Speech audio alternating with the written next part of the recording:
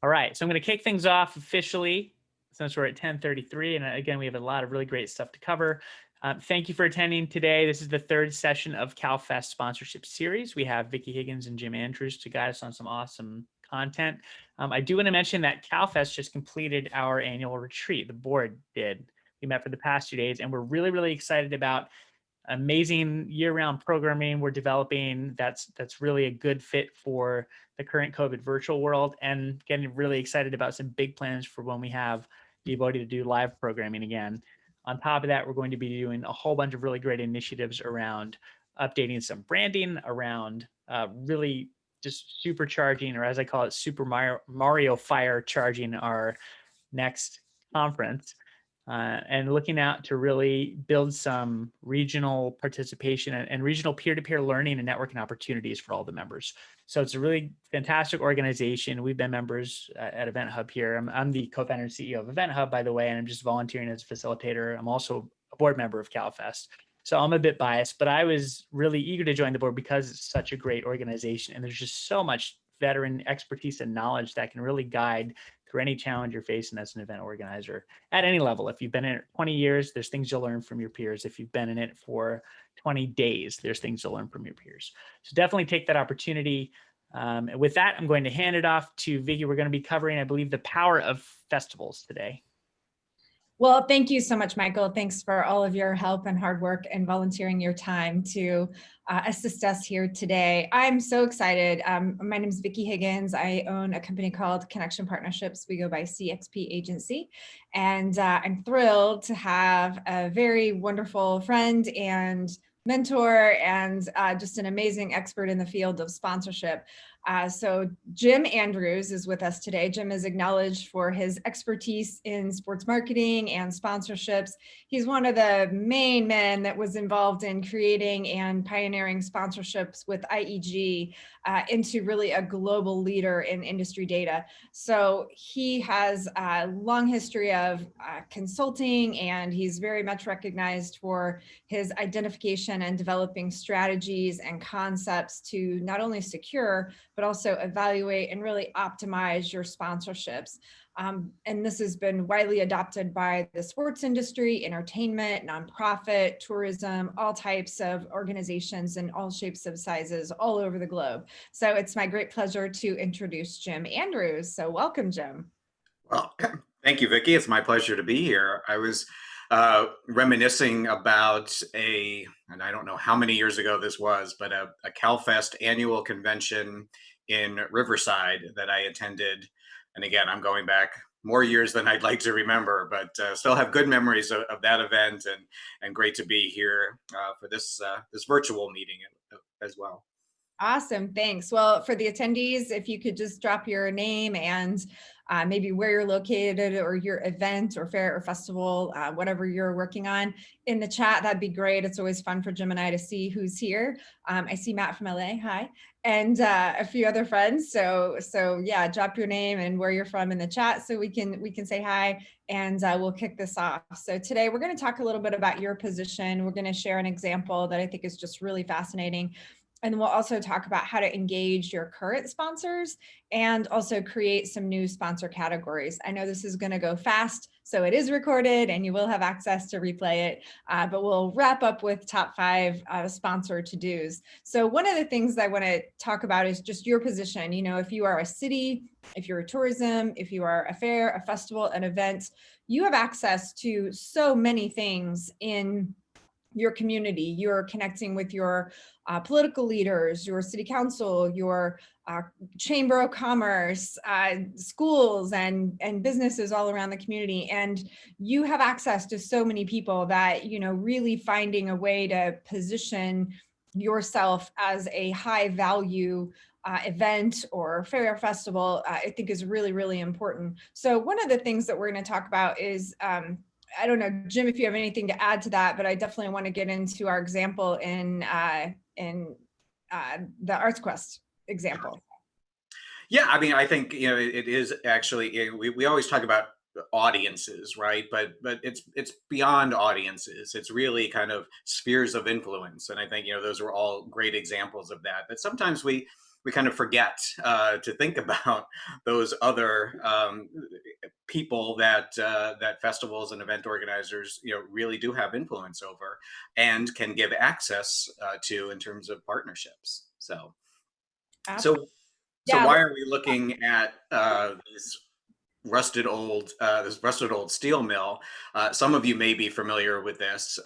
Just to give a quick story. So this is Bethlehem, Pennsylvania, and this is the old Bethlehem Steel Works there. And in 1995. Bethlehem Steel went out of business and shut down this plant. And as happened in a lot of Rust Belt towns in Pennsylvania and Ohio and Michigan, really devastated the area. I mean, they were the largest employer, and was synonymous literally with the town. But what you're seeing in the foreground, obviously, is what has grown out of that. So there's an organization that's been around for, I think, 30 plus years, called Arts Quest. And for many, many years, their primary project was the annual Music festival, and which was, a great festival from a programming standpoint, and really well respected, and always had great attendance. But in the wake of losing Bethlehem Steel, Arts Quest just kind of grew its mission into being a number of other things that really kind of helped the city of Bethlehem kind of survive. And it's a fascinating case study, and there's a lot of details, obviously, that we don't have time to go into today. But they really have become a driver of not only economic impact but social impact as well in not only the city but the entire region there in Northeast Pennsylvania. And they've gone out. So obviously, what we're looking at here is, they took over the site, and it was a terrible brownfield in terms of what had been done to it environmentally, having a steel mill on it. But they've literally brought it back to life by not only hosting Music Fest, but also they've built venues such as the Banana Factory, which is kind of an art center. It's really just there's a visual art center. There's other entertainment venues. This entire what they call cultural campus now that has sprung up on these grounds. And so to connect this back to Vicky's main point here, and certainly not everybody is going to recreate what Arts Quest has done in Bethlehem. But the idea of really looking and saying, what are we beyond just a 2-day, 3-day event that attracts a large crowd of people and entertains them and has a good time and makes everybody feel good. All of that's important, but there's so much more that when we think about positioning our organizations, and that becomes particularly important, obviously, in an environment where in 2020 where we have not been able to have live events and have big crowds, and we don't know exactly what 2021 is going to bring at this point. So, just kind of, using that very overused word pivot, but it's more than pivoting. It's just thinking more broadly about who we are, and again, what are the other connection points that we have into our communities, and how can then we find alignments between our mission and our values and the things that we're doing with companies that are looking to do the same things. Absolutely. I think you hit the nail on the head. When an organization isn't able to have their fair or festival or their event, it really causes a lot of challenge because, obviously that's not bringing the community together. But I think it really creates an opportunity. Right now is the time that all of our cities, our towns, our fairs, festivals, and event organizers, everybody needs to start thinking more about our mission, and I think that kind of takes us to this next point. Just really getting clarity on what is your mission. You have the ability to bring the community together, and if you are able to have a new hybrid version of your event or your fair or your festival, that's wonderful. But if you are not able to execute your event, or if you are having to get creative and come up with a hybrid solution for your event, then it really is so critical to understand your underlying mission and how not only you are making an impact in your community, but also how that can engage your current sponsors. So any thoughts on that, Jim? Well, yeah, plenty. And I think, and we've seen this, throughout 2020. We've seen a lot. Certainly sports organizations have done this very successfully, and saying, okay, we're no longer able to deliver all of the value that we had promised to our sponsors, that was predicated on 16,000 people coming and sitting in an arena every night for an NBA game, or what have you. So, there's on a very practical level, are there other tangible benefits that we can substitute? So certainly, digital content and being able to deliver experiences virtually and digitally, and keep that connection and then engagement with the audience is really, really important. But then it goes also beyond that to again, those the intangible factors, right? How can we leverage what organizations that are producing meaningful events for the people in a community? How do we leverage all of the goodwill and the loyalty that people have? And for me, I think a lot of that, we all kind of get that. That's not rocket science, but how do you really make that very specific and use it in your conversations with your existing partners about pivoting them to new benefits, or to new partners that you're trying to bring on? And I think that goes back to having the data to back that up. So so literally being able to say, we've talked to our audiences, are the people that know us, and here's what they say about us, and here's why we're important to them.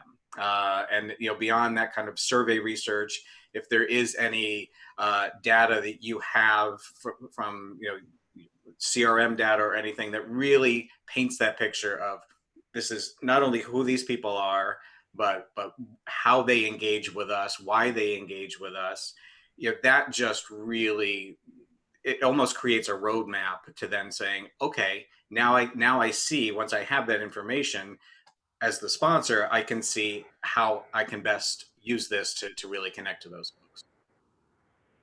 Absolutely. When I was reviewing sponsorship proposals in my old life, I had to review all the different opportunities across 38 markets. And when we're looking at how are we going to keep moving forward, I was just having a conversation yesterday with a city, and they produce a number of events throughout the year. Obviously, 2020 has definitely limited their ability to produce those events. And they were asking, how do we keep engaging our current sponsors? We're trying to push their money to the next event or to the next year, but we don't know what that's going to look like. And, we discussed a number of things, because when you're sitting in the seat of the person making that decision, that person has now changed the way that they're operating. Your brand, whether that's a bank or a gas company or whatever it is, they're changing what they're marketing as well. So that data and that research is so important, to do your homework before you reach out to your current sponsors. See what their new messaging is. In one of the previous talks that we did, we talked about how Coca-Cola's messaging has changed, how State Farm's messaging has changed, what Farmers Insurance is doing to change, how Lowe's has changed.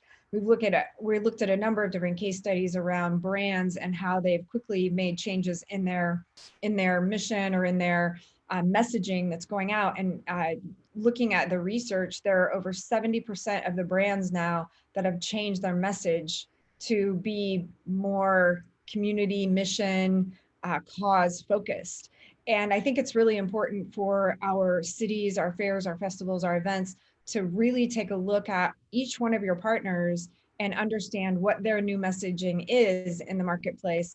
And then in order to keep them engaged, take a look at some of these activation ideas I'm not going to read through them all, but obviously, can you do anything to help them extend their new messaging? They may not want to create something brand new, but if they can extend their message of social justice, if they can extend their message of education, if they can extend their message of health and wellness, if they can extend their message of sustainability, and you have access to all these spheres of influence, then for sure, that's going to be something that's going to be much more engaging to the sponsor rather than just saying, maybe we push this to the next event. So if you can find ways to use those spheres of influence, use the digital opportunities, use a lot of these just online touch points that you can to really help message what your current sponsors are doing and get their new messaging out to your community, I think that's going to be really a great way to engage your current sponsors.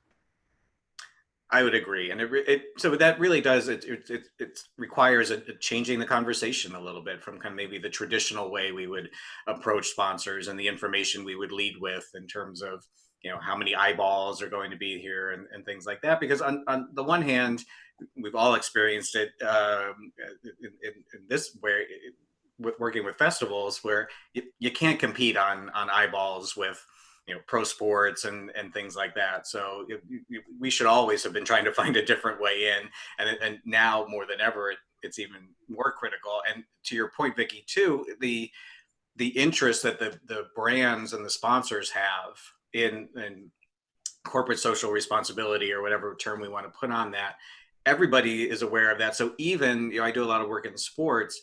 I'm having conversations with the sports teams with billionaire owners, and they're trying to position themselves as socially conscious and doing all the right things, so they can tap into that. And you can have a side conversation about whether that's genuine or not, but they're trying that. And so I think when somebody that maybe has more of an authentic claim to being good community partners and being meaningful about that and intentional about it, like festival producers mostly are, I think you've got to really hone in on that.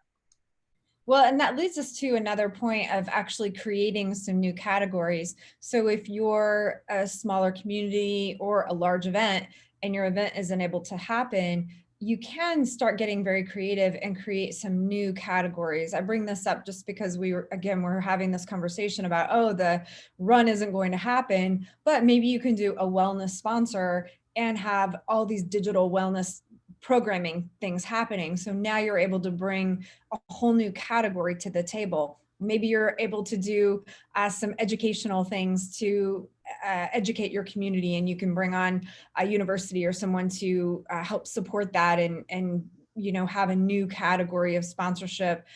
We were talking about recycling, and some of these fairs and festivals are doing like the reverse fair or the drive-through festival. And if you come back to creating a new category saying, hey, here's our mission in this community, we want to have a clean and an environmentally friendly community. So maybe you create a whole new sponsorship that is around sustainability. And that might be an entirely year-round or multi-year partner that could be a brand new category of new funding. And it isn't tied to whether your event is going to happen or not. So I do think for our cities and for our fairs, festivals, and events, it gives us an opportunity to create some new categories. I'd love your take on that. I think we were already before 2020, I think, needing to go in this direction because, we were all tapping those old wells, right? And certainly, banks, automobiles, those kind of categories aren't going away. They're always going to be the drivers and the big spenders. But, even big brands in those categories have limited, resources, right? They can't sponsor everything. So we really started to see over the last few years kind of a pickup in identifying new categories. So, for the last 3, 4, 5 years, the direct to consumer category, with brands like Harry's razors and Casper mattresses, and all of these kind of disruptor category challenger brands that came in and said, hey, we're not going to do things using the old business model. those are great sponsorship candidates. They're new. People don't really know who they are. They're up against, big established, brand names. What better way to establish themselves than, and, they don't have huge advertising budgets to buy television advertising. Sponsorship's perfect for them. Yeah. And then in 2020, every, everything is a silver lining. Every negative thing creates opportunities.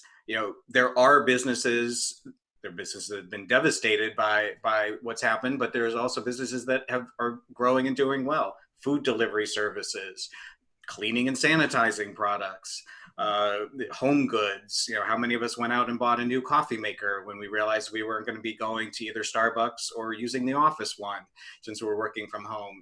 You have to look for those opportunities, because those are the companies now that have revenue coming in, and they're putting that revenue out in terms of marketing dollars. Absolutely. Well, and just to offer a cheat sheet to the attendees here today, one of the things that we're seeing with brands, and you're right, there are so many of these brands that are doing well, and you just have to think really thoughtfully around that. But also thinking about like, what's your mission and what might align with your mission. So if there is a company that, this is the Sustainable Development Goals from the United Nations, and there are some pretty aggressive goals, and many big brands are getting on board with these and are already on board with these. So as we see 2020 unfolding and wrapping up to an end now, thankfully, we are seeing more and more brands come out with mission and cause-based messaging. And if you can align your city, your mission, your fair, your festival, your event with one or two of these, I think it's going to be a really big win. Absolutely. So this is just a little cheat sheet you can use if you're not sure exactly what your mission is. And then we kind of want to wrap this up with some to-dos, or some top 5 to-dos. How does that sound?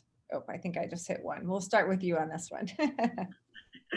And I think this is a different way of saying what Vicki and I have been saying the last few minutes about really, that quality is really where we're starting to talk about what do you do? What do you offer? How do people feel about you? What are the passion points that your audiences and your spheres of influence identify when they talk about how they participate with your organization? Again, and not being just about, hey, we're going to have 50,000 people at the event grounds for 3 days in a few months.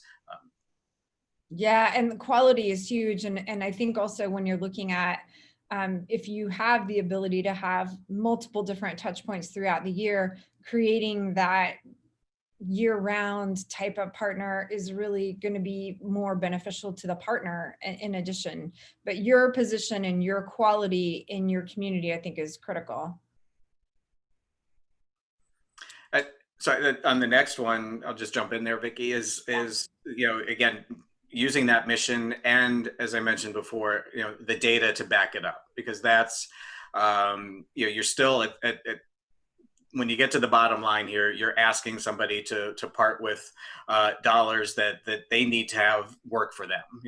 The people that you're dealing with are, for the most part, people that are responsible for spending their company's money wisely. So they need to have some data to really justify and explain why this would be a good investment. Absolutely. And as we look at everything going digital, raising that digital game too, right? Absolutely, like we said, even when we're through the pandemic and we are back to live events, digital and social is still important. You're not producing a festival 365 days a year. So how are you engaging with your audiences when there isn't the event going on? It's digitally. Absolutely. And we just talked about keeping sponsors engaged, and boy, communication is the key, right? Yeah, absolutely. And being, being flexible, understanding, again, in certain categories, they may be going through difficult times and may need a little bit of understanding from your side, even though we tend to think of sponsors as being the ones that with the pay, with the checks and all of that. It's a different ball game today. So we all have to, this is all, sponsorships have always been about relationships, right? So we need to keep them positive and compromise, when we can, when it makes sense. And just the last point, obviously creating some new ideas. Mhm. Yeah, and I think we obviously just covered that because that's really, again, I think we're starting to look at growing revenue, and exceeding what we've done in the past. It's not going to come from just getting more money from your current partners. You've got to expand the pool that you're in. Absolutely. Well, this has been great. I want to just take a pause for a moment and just see if anyone has questions. So Michael, I'll let you let us know if there are any questions. Yeah, thank you. We have one that came in from the chat, which is, have you heard of any pushback from perceived air pollution increase from drive-through events? I haven't heard that. To me, there's certainly been, there are more drive-through events obviously now, but I don't know that it's reached critical mass anywhere where that has become an issue. I mean, I guess it's possible, but I haven't heard of it. I haven't heard of it either. I would just encourage the organizations that are doing drive-through events to have some, sustainability efforts, or, you can even reach out to, usually there's like an air quality management district in the area. And a lot of times they want to, they can be a sponsor, and have them come in and be a sponsor and do all the things that they can do to, help educate people on how to be most efficient with air quality management while the drive-through events going on. I know we've had some success at like car shows where we've brought in the air quality management district to just educate people about things that they can do with cleaner vehicles, and provide a little bit more education around how to be, clean air, less use of your fireplace, or, just different things that families and people would like to know. And air quality management district is always a great organization that typically does have funds to put toward, reaching the community. So that might be something to think about for those that are doing a drive-through event. We have another question, which is, can you give some examples of the best digital mix, or a strong digital mix, I would say? It really is going to depend on your situation. So I don't know that there's one kind of prescribed mix. I think it really is again, I sound like a broken record going back to data and information, but ask the question of your audiences, what do they want to see? And the nice thing about digital, though, is you can experiment, right? Because with digital, we get an immediate, either people watched it and engaged with it, or they didn't. So you can kind of test a lot of things. So I think that's, especially nowadays, just try and see what works, because what works for one organization in one market is going to be very different than a different type. I'll tag on to that, if I may, that with a digital mix, don't just decide on your content, but go figure out where your attendees live online and where the attendees that you want to attract live, if you want to expand your attendee audience, and then go there.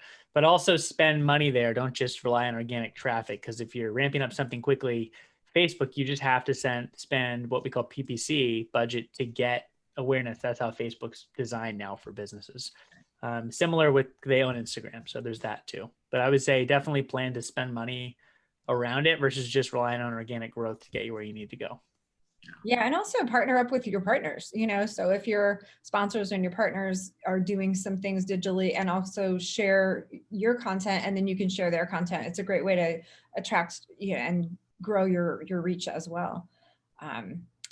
Any other thoughts or questions? I'll kind of wrap this up. I am with CXP Agency. That's our website. We're always open to answer questions. My email is here, and we'll drop my email and Jim's email in the chat as well. So we want to thank CalFest and Michael, thank you so much for your time. And Jim, thanks. You've just been great. I'm so honored and thrilled to have you as a part of our talk today. Thanks for the great insights. And it's just been really fun collaborating with you.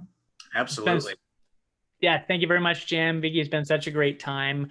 Again, I did drop the links to the on-demand versions of our first and second sessions into the chat. Really great content there around what brands are looking to do in terms of virtual activations, and also just generally how to approach strategically the COVID comeback, if you will, or the COVID pivots. So check those out. Those also qualify you for the CalFest member credit, which is really great. We have different plans based on a one-person individual or 2 to 5, and then beyond that, and really strong discounts of $25, $50, or $75, depending on the size of your organization to help out in this time too. So Vicky just dropped her email into the chat. It's Vicky with an I at cxpagency.com. Jim, if you'd like to share yours, feel free to drop it in the Well, and I just want to also thank CalFest, and I want to thank the attendees. I know it's a Friday and a lot going on. So thanks for your time. Thanks for the great questions. Again, if anything comes up as you're watching any of the other videos or playbacks and you want to reach out to us, feel free to just shoot us an email. Absolutely. And also, if you're a LinkedIn person, which you should be now, because a lot of sponsorship dollars, most of the sponsorship brands that I've come into contact with, LinkedIn is their social hub. So if you're not on LinkedIn, get there. And when you get there, type in CalFest, pull up the page, and follow the CalFest page to see other upcoming content, some free, some member-based. We hope to see you there. We hope to see you at our other sessions. Thanks very much. Thanks, guys. Thanks, Jim. Thank you very much. Thank you. Bye.